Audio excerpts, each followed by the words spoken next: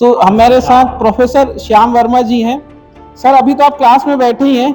ये आखिर ये क्या मामला है कि मतलब मैं सबसे पहले दर्शकों को ये भी बता दूं कि CUET common university entrance test नाम की एक परीक्षा होती है। गुरु जी हैं, आप तो बच्चों को पढ़ाते हैं, आप खुद एग्जाम देने चले गए। इसीलिए ये बहुत बड़ी एग्जाम है। करीब करीब 16 लाख लोग इसको हर साल अप्लाई करते हैं। अब सवाल ये उठता है कि मेरी उम्र तो 50 साल से ज्यादा, मैंने कैसे एग्जाम दे दिया। कैसा लगता है सर जब आप जाते हैं परीक्षा देने के लिए? अच्छा, मैं जानबूझ के रिपोर्टिंग टाइम जब खत्म होने वाला था उसी समय घुसता हूँ, तो वहां पे वो रोके कार्ड वार्ड चेक करने लगे, बोले हाँ स्टूडेंट का है। मैंने कहा मैं ही स्टूडेंट हूँ। तो भी कभी लगता होगा कि ये उड़न दस्ते वाले आ गए, साहब आ गए परीक्षा है। फिर वहां जाता हूँ तो पूरे 300 बच्चे जो हॉल में बैठे हैं वो सब मुझको देखते रहते हैं। कभी लगता होगा कि मुन्ना भाई आ गए एग्जाम देने के लिए। एक अच्छा शिक्षक वो है जो जीवन भर एक अच्छा छात्र बना रह सकता है। अब मैं सोचने लगा कि मैंने आखिर वो सही डिसीजन लिया या गलत डिसीजन लिया। तो उसमें से संभावना यदि एक भी सही निकला और 4 गलत हुए तो भी प्लस साइड पे उसका मार्क्स रहेगा। खान सर के जैसे आप भी पढ़ाने वाले हैं क्या सर? एडमिशन लेते तो बोलते हैं सर आप लोग इतना अच्छा पढ़ाते हो कि हमें पता नहीं था, लेकिन आपका कहीं प्रेजेंस नहीं है। इसमें मैं बहुत कॉन्फिडेंट हूँ कि हम यदि पैन इंडिया भी आते हैं तो we will be India's one of the top most players होंगे।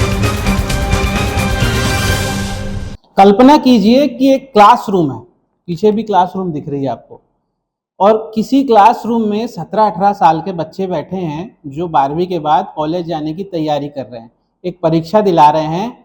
और उस परीक्षा कक्ष में एक 50-51 साल के व्यक्ति आते हैं जो गुरुजी जैसे दिखते हैं, और वो जाके उनके बगल में बैठ जाते हैं, परीक्षा दिलाते हैं। परीक्षा लेने वाला भी हैरान, साथ में बैठे बच्चे भी परेशान कि भाई कौन आ गया परीक्षा देने, और बाद में रिजल्ट आता है तो वही टॉपर निकलता है। ये जो पूरी कहानी है सुनने में बड़ी अच्छी लग रही होगी आपको, लेकिन ऐसे ही एक शख्स से मैं आपको मिलवाता हूँ। वो देखिए पीछे बैठे हुए हैं क्लासरूम में, ये है डॉक्टर कह सकता हूँ सर? नहीं डॉक्टर मत कहिए, वो PhD में लगता है। हाँ। आप मिस्टर श्याम वर्मा। हाँ, तो हमारे साथ प्रोफेसर श्याम वर्मा जी हैं। सर, अभी तो आप क्लास में बैठे ही हैं। ये आखिर ये क्या मामला है कि मतलब मैं सबसे पहले दर्शकों को ये भी बता दूं कि एक परीक्षा होती है CUET, जिसको पास करने के बाद बच्चे सेंट्रल यूनिवर्सिटी, बड़े कॉलेजों में उनका दाखिला होता है। वो भी ये बताएंगे आखिर वो क्या है। लेकिन उन्होंने इस परीक्षा में एक अचीवमेंट हासिल किया है। क्या अचीवमेंट हासिल किया sir? Sir CUET common university entrance test नाम की एक परीक्षा होती है, जिसको कि 12वीं के बच्चे अपनी 12वीं की जब बोर्ड की परीक्षा हो जाती है तो उसके बाद उस एग्ज़ाम को देते हैं वो। तो उस एग्ज़ाम के तहत वो भारत में 45 के करीब सेंट्रल यूनिवर्सिटीज़ हैं, जिसमें कि टॉप की 2-3 के नाम बताऊं तो DU है, Delhi university, Banaras Hindu university, university of Prayagraj यानी कि यूनिवर्सिटी ऑफ इलाहाबाद। तो ये टॉप की 3 ऐसी और भी तमाम इसमें Tata institute of social sciences और ऐसे करके private university, government university, state university, private colleges, ऐसे बहुत सारे करीब करीब 300-400 कॉलेजेस और यूनिवर्सिटी हैं जो इसके स्कोर कार्ड को एक्सेप्ट करते हैं। तो क्यों ये परीक्षा इतनी महत्वपूर्ण हो जाती है? क्योंकि 12वीं के बाद यदि किसी भी बच्चे को भारत के टॉप कॉलेज से चाहे BCom करना हो, चाहे BSc करना हो, चाहे BCA करना हो, चाहे BBA करना हो, या कोई सा भी कोर्स करना हो, चाहे डेयरी टेक्नोलॉजी में इंजीनियरिंग करनी हो, आर्टिफिशियल इंटेलिजेंस में करना, कुछ भी करना है, तो उसको इन 300-400 कॉलेजेस में दाखिले लेने के लिए उनको ये एग्ज़ाम देनी पड़ती है। तो इसीलिए ये बहुत बड़ी एग्ज़ाम है। करीब करीब 16 लाख लोग इसको हर साल अप्लाई करते हैं इसको देने के लिए। और जिस एग्ज़ाम में मैंने टॉप किया है वो इंग्लिश का एक अलग से टेस्ट होता है, उसमें करीब करीब 12 लाख लोगों ने से ज़्यादा लोगों ने उस पर अप्लाई किया था। ये बड़ी रोचक बात है सर कि मतलब आप गुरु जी हैं, आप तो बच्चों को पढ़ाते हैं, आप खुद एग्जाम देने चले गए। जी जी, नहीं तो मैं इसका आपको राज बताता हूँ। देखिए ऐसा होता है कि अब हम लोगों की ऑर्गेनाइजेशन मिरेकल्स में हमेशा से एक हमारा वर्क कल्चर ऐसा रहा था कि भाई आप जो भी सब्जेक्ट बच्चों को पढ़ा रहे हो, क्या आप उनको पढ़ाने के काबिल हो? क्या आप वाकई जो उनसे अपेक्षा रख रहे हो कि तुम 90 परसेंटाइल लाओ या फला लाओ, अच्छे परसेंटेज लाओ, तो क्या हम शिक्षक भी बतौर स्टूडेंट यदि बैठ जाएं उसी एग्ज़ाम में तो क्या हम उतना ला पाएंगे स्कोर जितना हम बच्चों से अपेक्षा कर रहे हैं? तो इसके हिसाब से ये कल्चर, वर्क कल्चर हमेशा से रहा हमारे कंपनी में। तो अमूमन मैं या मेरे दूसरे शिक्षकगण भी जो कलीग्स हैं वो भी एग्ज़ाम्स वगैरह देते रहे हैं पास्ट में। अब सवाल ये उठता है कि मेरी उम्र तो 50 साल से ज़्यादा, मैंने कैसे एग्ज़ाम दे दिया? तो उसका राज ये है कि CUET जैसी परीक्षाएं या अन्य ज़्यादातर परीक्षाओं में एज का कोई क्राइटेरिया नहीं होता परीक्षा दिलाने के लिए। हालांकि उस परीक्षा को दिलाने के बाद यदि आप दाखिला लेने जाएंगे कॉलेज में तो वहाँ का एज फिल्ट्रेशन प्रोसेस होता है, तो कॉलेज वहाँ वाले मना कर देंगे फिर। कॉलेज वाले मना कर देंगे, तो एग्जाम देने के लिए कोई मनाही नहीं है। तो उसी के चलते हमारे जैसे लोग भी जाकर एग्जाम दे सकते हैं और आकलन कर सकते हैं कि हम भीड़ में कहाँ खड़े होते हैं। कैसा लगता है सर जब आप जाते हैं परीक्षा देने के लिए, तो बच्चों का कैसा रहता है उनका सेट और जहाँ जो बैठे लोग रहते हैं, जो जी, टीचर्स जी, जी। रहते हैं, कैसा मतलब वहाँ माहौल कैसा हो जाता है? नहीं नहीं, माहौल तो सर ऐसा होता है कि मैं क्या ही बताऊं आपको। मुझे लगता है कि मुझे बड़ी शर्मिंदगी भी महसूस होती है, बड़ी अजीब लगता है। उसका कारण ये है क्योंकि जैसे अभी इसी साल की मैं आपको बात बताऊं, हर साल हालांकि यही होता है, जो इस साल भी हुआ था। तो इस साल जैसे अच्छा मैं जानबूझ के रिपोर्टिंग टाइम जब खत्म होने वाला था उसी समय घुसता हूँ, नहीं तो वो पहले से जाऊं तो और तमाशा, इतने सारे भीड़ में तो उस तरह का माहौल हो जाता है। तो मैं जैसे एग्जाम देने इस बार भी गया तो वहाँ पे वो रोके कार्ड वार्ड चेक करने लगे, बोले हाँ स्टूडेंट का है। मैंने कहा मैं ही स्टूडेंट हूँ। उनको लगा मैं किसी का पापा हूँ, मेरे बच्चा को मैं एग्जाम दिलाने लाया हूँगा। तो मैंने कहा नहीं मैं ही स्टूडेंट हूँ, आप नाम देखिए ये वो, तो आधार कार्ड ये सब चेक किए। तो अमूमन नॉर्मल स्थिति में क्या होता है, लोग आधार कार्ड और वो सब जो उनका प्रोटोकॉल होता है उसको करके वो आगे जाने देते हैं, पर मुझे अमूमन वो पकड़ लेते हैं वहाँ पे। अच्छा, वो मेटल एग्जामिनर को भी डिटेक्ट, कभी लगता होगा कि ये उड़न दस्ते वाले आगे साहब आ गए परीक्षा है? बिल्कुल ऐसी फनी चीजें हो जाती है।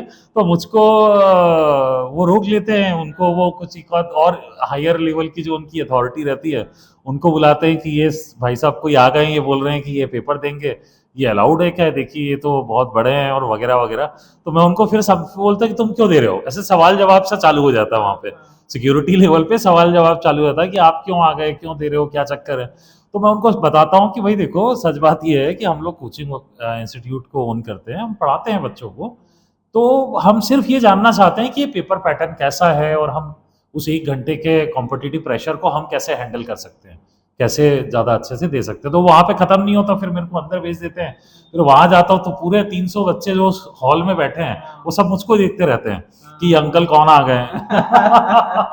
अच्छा, ठीक है। उनको भी लगता होगा कि मुन्ना भाई आ गए एग्जाम देने के लिए, कि वो फर्जीवाड़ा आजकल हाँ, तो ऐसा बड़ा मैं इसको एंजॉय करता हूँ, कॉमेडी सी होती है वहाँ पे, है ना। कोई कोई पूछ भी लेता है अगल बगल वाला कि अंकल आप कौन हो, क्या है, तो हम बताते हैं बेटा ऐसा ऐसा है। मैं बोलता हूँ बेटा आराम से तुम पेपर दो, मेरे से पूछना मत वहाँ पे, तुमको पकड़ लेगा कोई। तो ये थोड़ी फनी चीजें होती हैं, बट ठीक है मैं एंजॉय करता हूँ इसको। अच्छा, दर्शकों को ये बता दूं कि बातचीत बड़ी अच्छी हो गई, तो ये बताना भूल गया कि रायपुर, छत्तीसगढ़ की राजधानी रायपुर में मेरेकल सेंटर है। श्याम वर्मा जी उसे चलाते हैं, टीचर हैं। और सर जैसा हमने पता किया था आपके बारे में, तो आप अंग्रेजी ही ज़्यादा पढ़ाते हैं कि और दूसरे टॉपिक्स भी रहते हैं? देखिए अमूमन अब हमारी कोचिंग में जो मेन एंट्रेंस एग्जाम जिसकी हम तैयारी कराते हैं, एक तो कैट हो गया, कॉमन एडमिशन टेस्ट जो एमबीए एंट्रेंस होता है, ग्रेजुएशन वाले बच्चे देते हैं। और स्कूल स्तर पर जो एंट्रेंस एग्जाम्स हैं उसमें एक तो सीयूईटी हो गया, जिसमें 11th-12th के बच्चे हमारे पास तैयारी के लिए आते हैं। इसके अलावा 11th-12th के बच्चे हमारे पास आईपी मैट करके एक एंट्रेंस एग्जाम होती है, जिसके तहत बच्चा 12वीं के बाद डायरेक्टली 5 साल का एमबीए कर सकता है आईआईएम से। करीब 10-12 आईआईएम्स है जो ये एमबीए की डिग्री देते हैं 12वीं के बाद डायरेक्टली। तो इसमें यदि मैं बताऊं कि आपको मेनली 3 सब्जेक्ट होते हैं सर इन सब में, चाहे वो सीयूटी भी हो या ये सब हो, इसमें 3 सब्जेक्ट प्रमुख होते हैं। एक होता है इंग्लिश, एक होता है आपका मैथमेटिक्स, और एक होता है रीजनिंग। मैं रिपीट करता हूँ, इंग्लिश, मैथ्स एंड रीजनिंग। और एक जीके भी होता है, पर वो तो हम लोग उसके रिटर्न इनपुट दे देते हैं बहुत सारे। पर क्लासरूम में डे टू डे में जो उनको तैयारी करा के जो स्किल बिल्ड करनी है वो इंग्लिश, रीजनिंग, मैथ्स, ये 3 होता है। तो इन तीनों में मेरा जो प्रमुख सब्जेक्ट है वो इंग्लिश है। हालांकि मैं पास्ट के दिनों में कभी क्राइसिस आया तो मैं मैथ्स और रीजनिंग भी पढ़ाता था, ठीक है। बट मेरा जो अच्छा कमांड है, जो जिसमें मैं बोल सकता हूँ कि हाँ मैं एक अच्छा टीचर की डेफिनेशन में खरा उतर सकता हूँ, वो अंग्रेजी का जो सब्जेक्ट है वो मेरा है। प्लस मैं कम्युनिकेशन स्किल्स इंग्लिश की, personality development, group discussion, interview, case study analysis, presentation skills, इन सब पे भी ट्रेनिंग देता हूँ। क्योंकि कई सारे ऐसे एंट्रेंस एग्जाम्स होते हैं उसमें जब रिटन टेस्ट बच्चों का निकल जाता है तो उसके बाद उनको इंटरव्यू और ग्रुप डिस्कशन भी फेस करना पड़ता है, वहाँ पे भी वो स्टेज को भी क्लियर करना पड़ता है, तो ही फाइनल सिलेक्शन होगा। तो टू सम अप मैं कहूँ तो इंग्लिश प्लस कम्युनिकेशन स्किल्स और इंटरव्यू प्रिपरेशन, ये मेरा स्ट्रॉन्ग होल्ड है। अच्छा सर, ये जो परीक्षा है CUET है ना, जी। तो इस बार तो अभी आप टॉपर हो गए, जी। कितने बार आपने दे दिया ये परीक्षा? मैं 3 बार दे चुका हूँ। 2022 में मैंने ये एग्ज़ाम दी थी, उसके बाद फिर एक 2 साल मैंने नहीं दी। उसके बाद फिर पैटर्न चेंज हो गया। पहले ये एग्ज़ाम होती थी 200 नंबर की, अब ये 250 नंबर की होने लगी है। तो इसमें पैटर्न बीच बीच में चेंज होता रहता है और धीरे धीरे इसमें लेवल ऑफ टफनेस भी इसकी बढ़ती जा रही है। तो 2022 में मैंने दिया था तो टॉप किया था, उसके बाद फिर बीच में मैंने नहीं दिया। उसके बाद जब पैटर्न चेंज हुआ तो 2025 में मैंने दिया था पिछले साल, और 2026 में मैंने इस साल दिया, और तीनों ही साल में मैंने ऑल इंडिया में टॉप किया है इसमें। तो क्लास में बच्चे जब बैठते होंगे तो बोलते हैं अरे हमको मत बताओ, हम खुद परीक्षा दे के आए हैं, ऐसा कुछ है? नहीं, क्या देखिए, टू बी वेरी ऑनेस्ट, इसमें क्या है, एक्चुअली मैं आपको सही बताऊं तो देखिए, जैसे इंग्लिश में कहावत है ना कि it is easier said than done, मतलब बोलना आसान है, करना मुश्किल है। तो वही वाली बात है कि एक टीचर को भी, जैसे हमारे डॉक्टर राधाकृष्णन जो थे, पहले राष्ट्रपति थे भारत के, वो भी एक टीचर थे। तो उनका कहना था the best teacher is the one who remains a student through out his life. एक अच्छा शिक्षक वो है जो जीवन भर एक अच्छा छात्र बना रह सकता है। तो मुझे लगता है कि एग्जाम देने के पीछे की फिलॉसफी वही है कि भाई हमने यहाँ भाषण तो दे दिया क्लास में कि तुम लोग इतना लाओ उतना लाओ, अरे भाई उस प्रेशर में आप जब उतरते हो तो समझ में आता है। जैसे मुझसे भी गलतियां होती है, जैसे मैंने भी एग्जाम्स में गलती करी, अभी भी करता हूँ, क्योंकि अभी जैसे इसी एग्जाम की मैं बात करूं, जो इस साल का CUET का पेपर था, मैंने उसमें टोटल देखिए 50 क्वेश्चन अटेम्प्ट कर, 50 क्वेश्चन होते हैं जो 60 मिनट में करने होते हैं।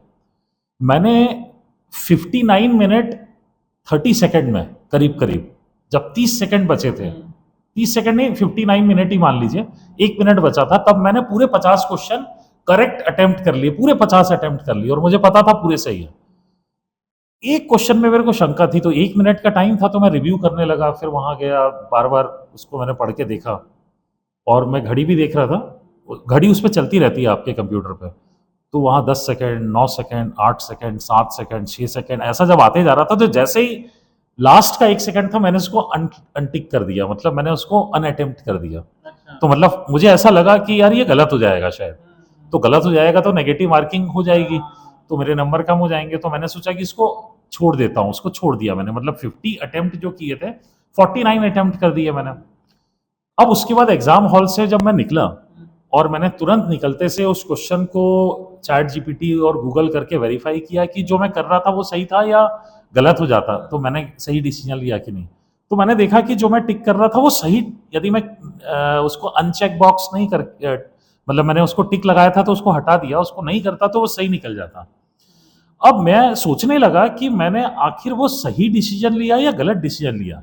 तो अब देखिए, मैं इतना मंझा हुआ खिलाड़ी हूँ, 25 साल से ट्रेनिंग दे रहा हूँ, फिर भी मुझसे वो गलती हो गई जो मैं बच्चों से अपेक्षा करता हूँ मर्स में। अब आप पूछेंगे गलती क्या हुई? देखिए, गलती ये हुई मेरे से क्योंकि CUET में 20% नेगेटिव मार्किंग होती है, जबकि अन्य एग्जाम में 33% बहुत ज्यादा नेगेटिव मार्किंग होती है।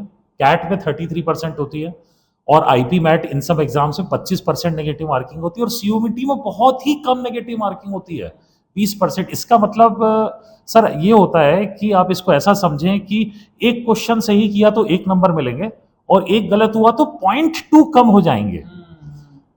अब यदि मैं एक दूसरी सिचुएशन आपको एक्सप्लेन करने की कोशिश करूं कि कोई बंदा यदि 5 तुक्के करके आ जाए, 5 क्वेश्चन वो तुक्के लगा दे बिल्कुल, तो उसमें से संभावना यदि एक भी सही निकला और 4 गलत हुए तो भी प्लस साइड पे उसका मार्क्स रहेगा। लेकिन यदि वो 5 तुक्के मार के आ जाए कैट में, जहां 33% नेगेटिव मार्किंग है, तो वो तो बह जाएगा, उसकी नेगेटिव में आ जाएगी पोजीशन। तो मैं आपको बताना ये चाह रहा हूं कि इससे मुझको ये सीख मिली कि यार मेरे को वो रिस्क लेना चाहिए था, उसको अटेम्प्ट करना चाहिए था, क्योंकि मैं 90% श्योर था कि मैं सही हूं, 10% में अनश्योर था, और मैं उसको अनअटेम्प्ट करके आ गया। और ऐसी एक्सपीरियंस बच्चों के काम यही एक्सपीरियंस जो है ना बच्चों के बहुत काम आता है। और कई चीजें, RC जो होता है, एक पैसेज बेस्ड क्वेश्चन होते हैं। जैसे 2025 में जब लास्ट ईयर मैंने अटेम्प्ट किया था, तो मैंने पैसेज को लास्ट में अटेम्प्ट किया। तो मैंने देखा कि यार पैसेज को ना अटेम्प्ट करके क्वेश्चन अटेम्प्ट करना ज्यादा आसान होता है, क्योंकि एक पैसेज समझ में आ गया तो 6 क्वेश्चन उसमें पके पकाए मिलेंगे। जबकि ऐसी कुछ दूसरी मिस्टेक की थी जिसमें मेरे पैसेज मैंने लास्ट में किया, तो इस बार मैंने उसको नहीं दोहराया, इस बार मैंने पैसेजेस को पहले अटेम्प्ट किया। तो ये लर्निंग तो कॉन्टिन्यूस प्रोसेस है।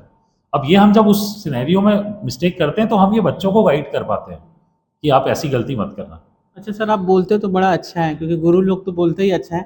मैं पीछे देख रहा हूँ, मेरे सहयोगी से कहूँगा, ये पीछे इन्होंने हरा पर्दा लगा के रखा हुआ है। जी जी जी और बहुत सारे लोग जानते भी होंगे, ये हरे पर्दे का इस्तेमाल क्यों होता है। ये क्रोमा के लिए होता है जी जी कि उसमें एक व्यक्ति एंकरिंग कर रहा होता है, क्लास चलती रहती है और बढ़िया उसको काट के यूट्यूब पे भी गुरु आजकल खान सर के जैसे जी आप भी जी पढ़ाने वाले हैं क्या सर? एक्टिव में हम लोग थोड़े से आलसी रहे हैं, तो अभी हमने बहुत ज़्यादा एक्टिव इन्वॉल्वमेंट हमारा नहीं है यूट्यूब और इंस्टाग्राम में, क्योंकि मैं थोड़ा पुराने ज़माने का भी हो जाता हूँ। तो ये लगा दिया हरा नहीं पर्दा नहीं, आपने? ये इस पे बेस्ड बहुत सारे वीडियो हमने बनाए भी हैं। हमारा यूट्यूब चैनल है मिरेकल्स फोर यानी डिजिट miracles4u.in।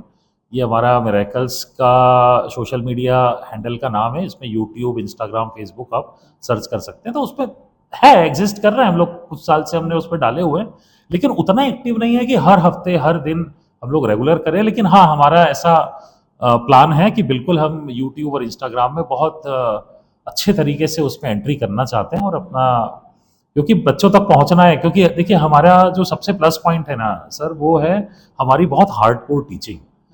तो मैं देखता हूँ इंस्टाग्राम, यूट्यूब पे बहुत सारे जो उतने अनुभवी लोग नहीं भी हैं, वो भी काम कर रहे हैं काफ़ी अच्छा।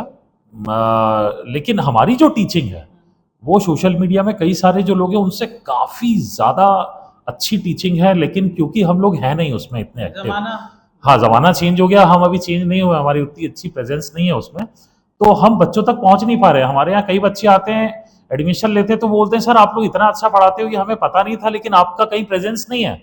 मेरे स्कूल कॉलेज में लोगों को पता नहीं है कि मिरेकल्स भी कोई अच्छी ट्रेनिंग इंस्टीट्यूट है। तो क्योंकि उस चीज़ को हम रियलाइज़ करते हैं, तो आने वाले टाइम में डेफिनेटली सर हम को आप देखेंगे इंस्टाग्राम और यूट्यूब पे ज़्यादा एक्टिवली। प्रेजेंस सोशल मीडिया पे नहीं है, लेकिन बच्चों की क्लास में तो जरूर पहुंच ही जाते नहीं हैं नहीं, आप। उसमें मैं बहुत कॉन्फिडेंट हूँ कि हम यदि पैन इंडिया भी आते हैं तो we will be India's one of the top most players only. अच्छा, बहुत लंबी चर्चा हो गई सर, जी जी क्योंकि अब आपसे रिलेटेड सारी जानकारी बच्चों को हमने पहुंचा दी और बता भी दिया कि भाई कैसे व्यक्ति भी है जो आपके जैसे एग्जाम देते हैं गुरु जी। लेकिन सर, ये जो अभी एक गंभीर सवाल लेता हूं आपसे कि अभी जो भारत की जो शिक्षा व्यवस्था है, जैसे हम लोग कभी डिस्कस करने बैठते हैं ना, तो दो टाइप की बातें होती हैं। जी एक वो बोलते हैं कि लॉर्ड मैकाले की शिक्षा पद्धति ने भारत को नुकसान जी पहुंचाया, कहीं भी चर्चा करी है शब्द जरूर निकलेगा। जी जी और एक दूसरा वाला जो समय चल रहा है, जिसमें हर आजकल जो नई जनरेशन के टीचर है वो माइक लगा के यूट्यूब पे उसको भी लेके कई लोग कहते हैं कि ये जो आप जानते होंगे, नाम नहीं लूंगा किसी का, कि समझ रहा हूँ मैं। ये सब ठीक नहीं है। जो यूट्यूब पे टीचर्स आ गए, कोई भी आ जा रहा है, ये दो परिस्थितियों को कैसे देखते हैं, सोशल मीडिया टीचिंग और ये लॉर्ड मैकाले वाला जो। देखिए, पहले लॉर्ड मैकॉले वाले से स्टार्ट करते हैं। तो उसमें क्या था, जो एक जो पॉपुलर जो मान्यता है कि वो जब आए तो उन्होंने देखा कि भाई इतनी संपन्नता है यहाँ पे, गुरुकुल सिस्टम है, लोग तो बड़े खुश हैं, दुखी दिख नहीं रहे हैं, तो इनको फिर क्या ही हम कैसे गुलाम बनाएंगे। ठीक है, तो एक जो पद्धति जिसका कि हम क्रिटिसिज्म करते हैं आज के डेट में, वो ये है कि जो क्लासरूम मॉडल जो ब्रिटिशर्स द्वारा दिया गया था, वो उस हिसाब से डिज़ाइन था कि आपको एक पर्टिकुलर एक जॉब पे किसी को बनाए रखना है, ब्रिटिशर्स की नौकरी करने के लायक बनाना है, उनके दिमाग को ज़्यादा इंडिपेंडेंट थिंकिंग वाला माइंड नहीं बनाना है, जिससे कि ये खुद अपना उद्यम चला ले या बहुत ज़्यादा क्वेश्चन करने लगे किसी चीज़ के ऊपर। तो ये एक बहुत पॉपुलर और एक स्टैंडर्ड सा क्रिटिसिज्म जो लॉर्ड मैकॉले वाले सिस्टम पे हम आज की डेट में देते हैं, तो वो एक नज़रिए से देखें तो वो ठीक भी है।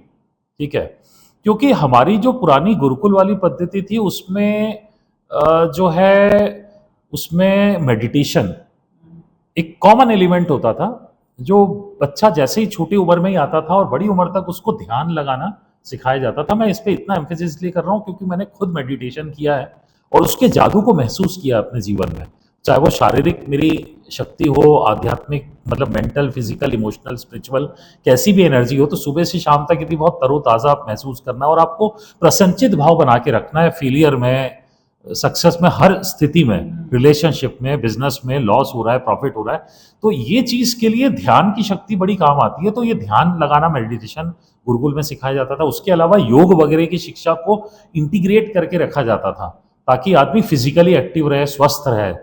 तो वो सब चीज़ें मैकॉले वाले सिस्टम में थी ही नहीं, मेडिटेशन नहीं था, योग नहीं था। तो वो एक जो सिस्टम था, हालांकि उसने बेनिफिट दिया अपने लेवल पे, अपने समय पे, लेकिन बदलते समय के हिसाब से लोगों को रियलाइज करना चाहिए कि सरकार के पास जॉब क्रिएशन की भी लिमिटेड अपॉर्चुनिटीज है, और एआई के आने के बाद तो जॉब नौकरी मिलना थोड़ा सा मुश्किल होगा। वही दूसरी बात कही ना सर जी। मैंने कि अब वो तो लोग स्वायत्त हो गए, सोशल हाँ। मीडिया पे आ गए। अब तो गुरु जो लोग हैं सोशल मीडिया पे सरकार पे भी सवाल उठा रहे हैं। जी जी जी।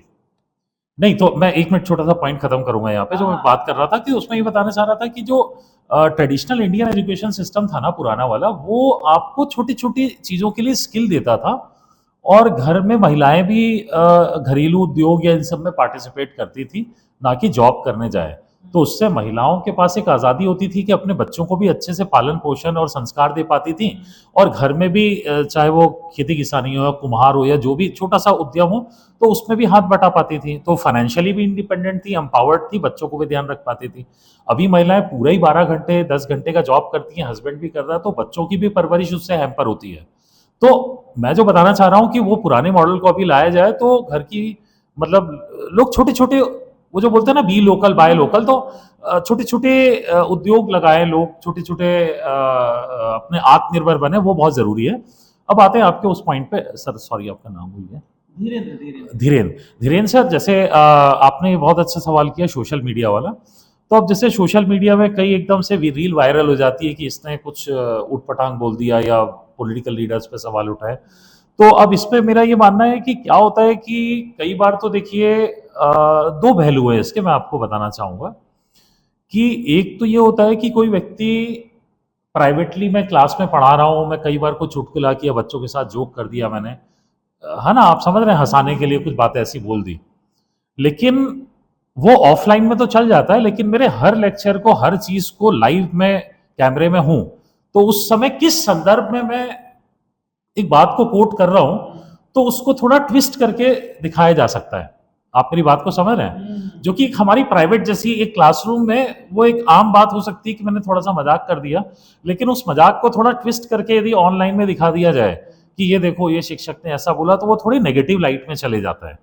ठीक है, और सिर्फ हाँ, बट यही है कि मतलब अब आपको अपने पे संयम रखना जरूरी है कि पब्लिकली यदि लाखों फॉलोअर्स हैं, अब मेरे पास 50 बच्चे बैठे हैं तो वो हंस के भूल जाएंगे कोई चीज, अब मेरे पास 50 लाख फॉलोअर्स है तो मेरे को अपने शब्दों का चयन करना पड़ेगा उस हिसाब से। तो शिक्षक की जिम्मेदारी बढ़ती है कि वो अपने शब्दों का चयन और वो क्या बोल रहे हैं, कैसे उठ बैठ रहे हैं, उनको ध्यान देना पड़ेगा। पहली चीज ये तो मैंने बताई। दूसरी चीज, इसको मैं बिल्कुल डिनाई नहीं करूंगा कि बिल्कुल ये आजकल उस पर आ भी चुका है, मतलब फैक्चुअल चीजें हैं, कोई मैं ऐसा फेक चीज नहीं बता रहा हूँ कि देखिए, कई जब भारत इतनी तेजी से बढ़ रहा है तो बहुत सारी ताकतें, चाहे वो इंटरनल हो एक्सटर्नल हो, जो उनको पीछे भी करना चाहती हैं। तो ऐसी स्थिति में जो इन्फ्लुएंसर्स होते हैं उनको पैसे देकर के एक सर्टेन नैरेटिव क्रिएट करना ये बहुत आसान हो जाता है।